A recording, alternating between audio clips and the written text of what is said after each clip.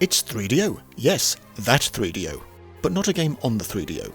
After this piece of shit died on its arse in 1996, the 3DO company refused to die and lived on as a game developer / publisher, which also eventually died in 2003 due to poor game sales. Let's have a quick rummage through the wreckage and see what they made. Do you like army men? 3DO made 15 of the bloody things. They also published quite a few of the Might and Magic series, and developed a couple, Warriors of Might and Magic, and Shifters. Wait, that's today's game. After a while of playing this I looked up the usual information, and it turns out that Shifters is a direct sequel to Warriors of Might and Magic. Well damn, I wish I knew that from the start and would have reviewed that first. But I'm not taking full blame here. Nowhere on the box or in the manual does it mention the Might and Magic series, so as an outsider there was no way for me to know. Oh well, I might still do it at some point anyway.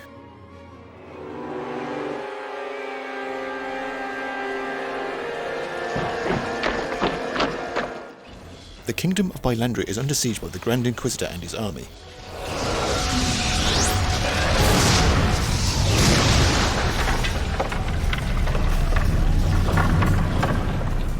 Our cause is lost. The Inquisition is at the gate. Bylandria will prevail. It must, Father. I fear the worst, my dear. Go, my pet, and seek him out. He's the only one who can save us now. Time is running out, and Dennis Franz here sends out his messenger crow to seek help from our hero, Alaron. Face protection, yes. Body protection, screw that noise. He must race to the castle to save King Abelard. Abelard? And his daughter. They are prepared to storm the castle, my lord. Soon, you shall have the prize you seek. The Grand Inquisitor has another trick up his floppy wizard sleeve. He transforms his army into a myriad of human-beast hybrids.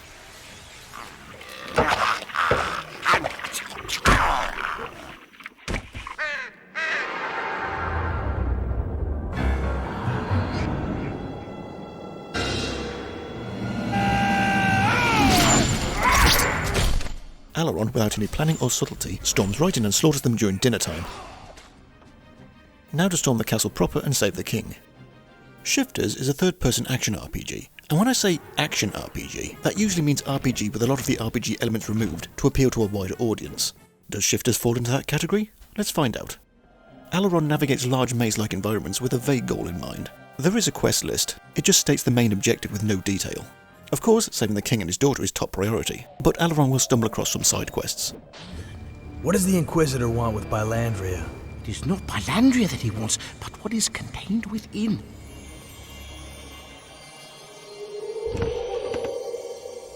A gift from the gods. The Grand Inquisitor is after this magic harp which the game doesn't quite fully explain. I could do with a smidge more direction. Ah, there's a map. Okay, 3DO, this is not a map, it's just a quest title over a picture of the castle. Guess I'll go to the castle then. Oh wait, I'm already there. This is not helping, I want a detailed floor plan. You know, a map, not a postcard with the word quest written on it. According to Animal Crackers, there's no river here. This has only just started and it's already going badly. Exploring Bylandria, Alaron will find different forms to shift into.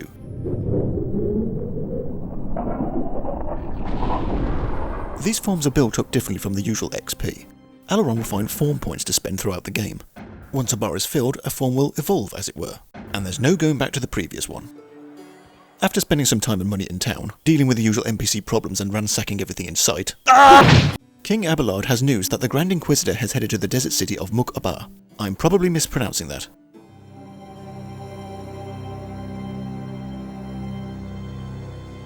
More questing, more exploring, and more ransacking.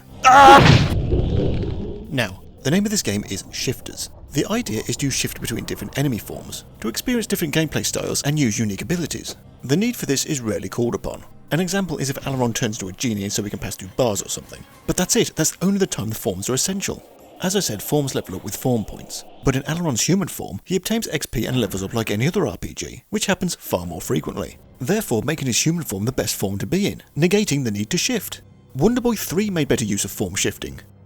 After exploring and defeating enemies in temples, bathhouses and the Sultan's palace, Alaron tracks down the Grand Inquisitor, kicks his robed ass indoors, which is immediately followed by a cutscene outdoors, then force lightning him into a pile of maggots with some stellar voice acting.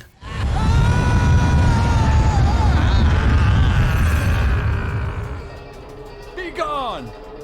And with thee all the pain you inflict on your fellow man! The quality here is astounding. So, game over, right? Please tell me it's over.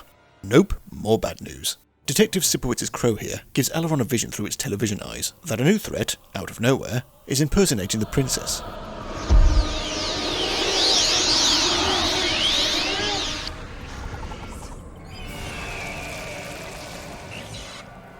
Can it be?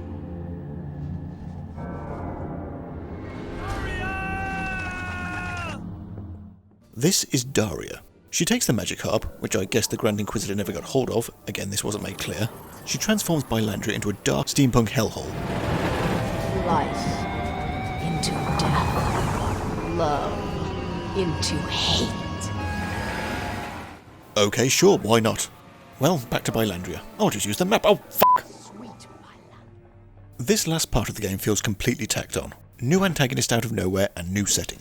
But to its credit, this is probably the best part of the game, and that's not saying much. The steampunk aesthetic seems to fit the game better. It kind of makes it feel like a different game, but who cares? Daria is building a mech army for whatever reason, just like the Grand Inquisitor was building a beast army. What happened, 3DO? Did you realise the game was too short after the Inquisitor's defeat? So you thought, I don't know, just do that again, but different.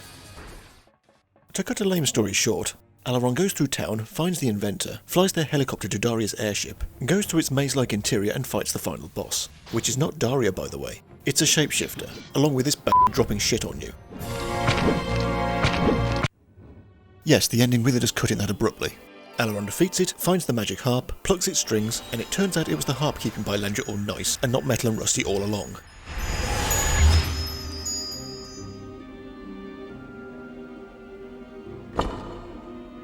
They say only a god can play the lyre. Just a silly myth, I suppose. Aileron and the princess are a couple now all of a sudden. A slow pull-out shot which again ends very abruptly. And that's the end to a game the developers clearly wanted to end quickly.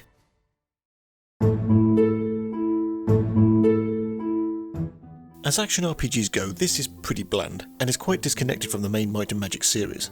I've never played any myself, but I do know that the Might and Magic series are first-person games, and the heroes of Might and Magic games are strategy RPGs. Shifters is a similar situation to Fallout Brotherhood of Steel. Not in gameplay or style, but an offshoot game that failed to deliver. It's just boring. The fact that the main gimmick of shifting forms takes a back seat and is mostly unnecessary just robs it of the not-so-unique feature it already has. Take that away and you end up with a generic hack and slash with some questing and a vague levelling system. In fact,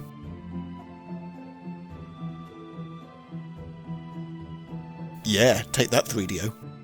The remaining question is, what was Aileron up to before the events of Shifters?